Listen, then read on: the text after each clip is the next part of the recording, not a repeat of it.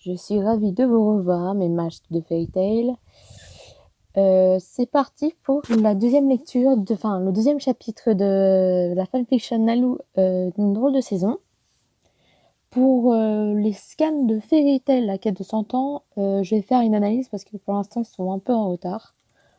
Bon, j'expliquerai à ceux aussi qui ne regardent pas les fanfictions, mais je ferai une analyse parce qu'en fait ils sont au niveau pour la traduction française, ils ont été un petit peu en retard. Le 85 n'a toujours pas été traduit alors que le 86 est sorti. Donc je ferai une analyse et puis quand ça sortira, peut-être que je ferai en lecture. De toute façon, j'expliquerai pour ceux qui lisent pas les fanfictions aussi. Donc voilà. Et c'est parti pour le deuxième chapitre. Donc il y en a 17 au total sur cette histoire. Elle en a fait d'autres et je ferai sûrement les autres aussi qu'elle a fait. Voilà. Allez, chapitre 2. Alors, un drôle de changement. Je vais Lucie. Le réveil sonne, laissant son bruit strident me percer les tympans. Je l'éteins et me retourne dans mon lit, en espérant le trouver. Encore une fois, l'espace restant dans mon lit est vide. Natsu, soufflai-je en touchant son oreiller. Cela fait 4 jours que Natsu a disparu. Depuis qu'il est sorti de la guilde, après être allé dans le bureau du maître, il n'a donné aucun signe de vie. J'ai beau essayer de le cacher, mais il me manque.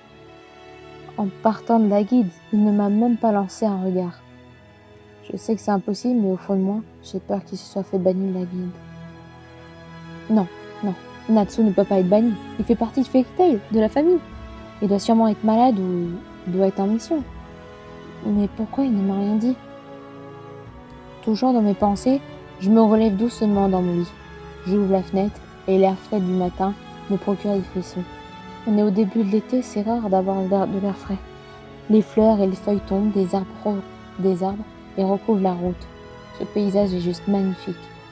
J'ai vraiment de la chance de vivre dans cette ville extraordinaire qui est Magnolia. Je me lève, prends un short bleu à crop top, rose pâle et des sous-vêtements. Je les pose sur mon lit et j'entre dans la salle de bain. Je laisse couler l'eau chaude dans la baignoire et verse quelques gouttes de gel douche pour me faire légèrement mousser. Puis je rentre doucement dans l'eau et je lâche un soupir d'aise au contact de celle-ci. Après une bonne dizaine de minutes, je sors du bain et enroule une serviette blanche autour de ma poitrine. Je me nettoie le visage, passe mon baume à la cerise sur mes lèvres en constatant qu'il est pratiquement vide et quitte la pièce. Toujours avec ma serviette, je prends mes vêtements, les enfile rapidement et je me regarde dans le miroir. Boing! Je saute et lance un regard qui se veut sévère vers mon compagnon. Tu m'as fait peur, Plou. Préviens-moi quand tu es là. Poing poing! S'exclama-t-il en levant ses pattes. Je rigole en me disant que jamais je pourrais résister à ce Plou adorable. Je noue mes cheveux en une tresse mal faite et tourne sur moi-même. Alors, Plou, tu me trouves comment? Dis-je le sourire aux lèvres. Tu es magnifique, Luce. Chuchota une voix que je connais trop bien. Un long silence s'installe avant que je comprenne ce qui se passe. Natsu, soufflai-je en me retournant rapidement en direction de la voix. Mais personne. Je le cherche de partout, sous mon lit, dans l'armoire et au bord de la fenêtre. Rien. Les larmes me montent aux yeux et je laisse tomber mes genoux au sol. J'en ai marre. Pourquoi tu ne reviens pas, Natsu? Je m'assois par terre, enroule mes bras autour des jambes et plonge ma tête dans mes genoux en lâchant un sanglot. Boing! Dit Plou en posant ses coussinets sur ma tête. Je relève celle-ci et le prends dans mes bras en versant malheureusement pour lui mes larmes sur son pelage blanc comme neige. Subitement, 2 coups sourds retentissent contre la porte d'entrée et la voix de Lévi atteignit mes oreilles. « Lucie, ouvre, c'est important !» cria-t-elle à travers la porte. Je dépose Plou à côté de moi et me redresse. J'aime bien Lévi, elle est très gentille, attentionnée et belle. On a les mêmes goûts littéraires et son savoir de sa culture me fascine. Il y a tant de choses à dire sur cette fille. Mais à ce moment-là, même elle qui pourtant est ma meilleure amie, ni rien ni hormis Natsu ne pourrait redonner le sourire. Je me dirige d'un pas lourd vers la porte d'entrée et ouvre celle-ci. Le visage rayonnant de ma meilleure amie apparaît devant moi, mais son sourire disparaît immédiatement en me voyant. « Ma pauvre Lucie, dit-elle, je peux entrer ? » Bien sûr, répondis-je, la voix encore tremblante. Elle s'installe sur le canapé tandis que moi je fouille dans les placards pour trouver 2 tasses. Je te sers quoi, Lévi? Un thé vert, s'il te plaît. Bon, écoute, Lucie. Je m'inquiète pour toi. Je sais que c'est à cause de Natsu, mais ça ne vaut pas le coup de... Si, Lévi, Natsu vaut le coup, m'écriai-je en posant les tasses bouillantes sur la table basse. Elle me regarde interloquée. Excuse-moi, Lévi. C'est juste que je tiens beaucoup à lui. Et puis après la bataille contre Zélef, quand je me suis rendu compte que j'ai failli le perdre, j'ai... Tu as compris que tu l'aimais, Lucie, termina-t-elle en buvant une gorgée de son thé vert. Je rougis violemment, manquant de m'étouffer avec mon chocolat chaud. Hein? Que je ne sais pas ça? N'essaie pas de me faire croire le contraire, Lucie. Je te connais, tu es ma meilleure amie. Et puis, tu sais, ça crève les yeux que vous vous aimez bien plus que comme des simples amis. Vraiment? Je dis n'importe quoi. Mais bien sûr que si. Déjà ta réaction, et puis on a tous vu vos regards et vos sourires au coin quand vous vous lancez toutes les 2 minutes. Ensuite, vous avez toujours un contact physique, que ce soit toi qui s'assois sur ses jambes ou lui qui te câline. C'est juste clair que vous vous plaisez. Bon, tu n'as peut-être pas tout à fait tort, il est vrai que je craque pour cet idiot. Mais tu crois vraiment que Natsu Dragnil s'intéresse à moi? Et puis, je te rappelle qu'il est aussi proche de Lisana. Non, Lucie, c'est faux. Je te rappelle que tous les deux sont juste amis d'enfance et que Lisana est un crush sur Bixro. Ah bon? Dis-je, je ne savais pas.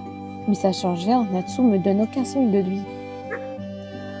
Oh merde. Pardon Lucie, mais j'avais totalement oublié la raison de ma venue. Natsu est revenu et le maître veut te voir dans son bureau. J'écarquille les yeux. Mais comment as-tu pu oublier de me dire une chose pareille? Criai-je en me relevant brusquement. Je ne savais pas, j'avais juste envie de te réconforter, désolée, limita Lévi.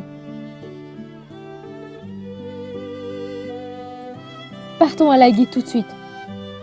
Je chope rapidement mes clés et mon sac et accours de l'extérieur en déballant les escaliers. J'entends les rires de Lévi derrière moi. Je me retourne et elle a le sourire aux lèvres. Je souris à mon tour, courant le plus vite possible en direction de Fairy Tail.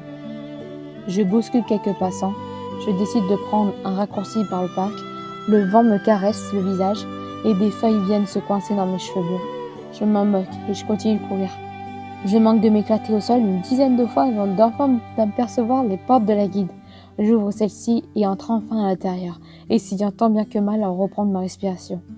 Je ne sais pas si c'est le fait d'avoir couru ou l'excitation de revoir Natsu, mais mon cœur bat la chamade. Tout à coup, une petite main attrapa mon bras. « Salut Lucie !» me souria la petite Wendy tenant Carla dans ses bras. « Oh, bonjour Wendy. Comment allez-vous ?»« Bien, mais ne perdons pas de temps, l'équipe et le maître nous attendent dans son bureau. » me répondit Carla. « Ah merde, c'était Carla. J'ai fait genre la petite voix de Wendy, mais c'était Carla. Oh, excusez-moi les amis. » Je hoche la tête et je les suis, nous montons dans les marches 4 par 4 pour atteindre l'étage. La porte du fond est ouverte, laissant entrevoir Erza, Gray et Happy en pleine discussion avec le maître. Excusez-moi si ça sonne en même temps. Arrivé à leur niveau, Erza ferme la porte et nous tournons le regard vers le maître. Mes très chers enfants, je vous ai réunis ici pour vous parler de Natsu. Comment ça-t-il? Ne vous inquiétez pas, il va bien, mais il va subir quelques changements durant un temps non déterminé. Cette période qui ne touche que les dragons stellaires de la première génération se nomme la saison des dragons.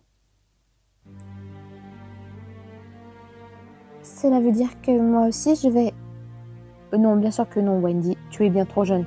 Ne t'inquiète pas, me répondit Macaron.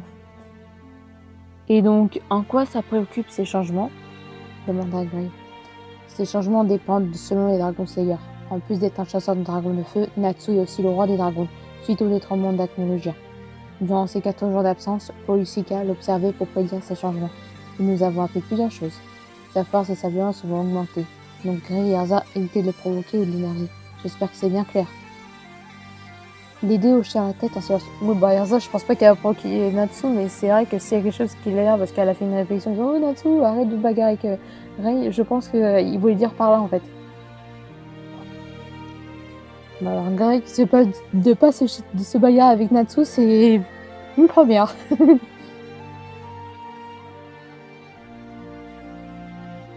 Mais ce n'est pas ça le plus important.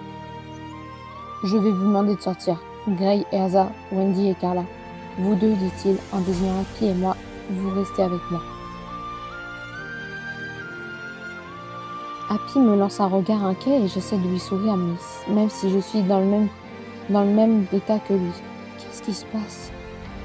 Le maître verrouille la porte et retourne s'asseoir à son bureau. Un silence s'installe, puis il prend la parole. Bon, Happy, ça ne te concerne pas, mais tu es le meilleur ami de Natsu, donc tu as le droit de savoir. Savoir quoi, maître? Demandai-je. Écoute, Lucie, Natsu va bientôt avoir 23 ans, et lors de cette période des dragons, il va rechercher sa femelle. Excusez-moi, mais là... Il se peut que ce soit toi. Vu son comportement étrange hier, il va devenir plus protecteur, plus jaloux et plus taquin. Il va aussi vouloir te garder près de lui et il va sûrement être extrêmement tactile. Attendez, quoi? Je suis pas sûre de bien comprendre. Vous voulez dire que je suis l'âme sœur de Natsu? Oui, on peut dire ça. Donc tu caches un maximum tes formes pour qu'il évite de te sauter dessus. Et puis tu vas devoir éviter de parler à d'autres garçons, surtout les Dragon Slayers. Et puis aussi, ne le vire pas de ton lit comme tu en as l'habitude, car il pourrait s'énerver. Et comme tu as pu le nez, ne le contrarie surtout pas. Quand vous dites sauter dessus, oui, Lucie, il va tenter si il te voit habillé de cette manière. Donc, je veux que tu rentres chez toi et recouvres ton corps. D'accord, maître Makarov, dis-je troublé. Et Happy, je compte sur toi pour aider Natsu à garder son calme sur Lucie, d'accord? Accompagne-la chez elle, ça serait mieux. Hi! Dit-il en volant au-dessus de ma tête. Makarov hoche la tête, puis Happy et moi sortons du bureau en silence. Nous traversons la guilde sans prêter attention aux autres. On sort enfin de la guilde, toujours sous le choc de cette annonce. Lucie, ça va? Tu te sens bien? Me demanda Happy en me dépassant. Oui, c'est juste troublant. Penser que Natsu est... Tu vois ce que je veux dire? Aïe! Tu sais que j'ai un peu peur qu'il ne veuille plus être mon ami. Je m'arrête instantanément à l'entendre de ces paroles. Happy se retourne vers moi, les yeux brillants, il se jette dans mes bras et il enfuit sa tête dans ma poitrine. Mais Happy, ne dis pas une chose pareille. Natsu est ton meilleur ami. Et puis, le maître a dit que c'était quelques changements de comportement, pas une totale perte de mémoire. Jamais il ferait ça. Alors je ne veux plus jamais t'entendre dire des idioties de ce genre. D'accord, Happy?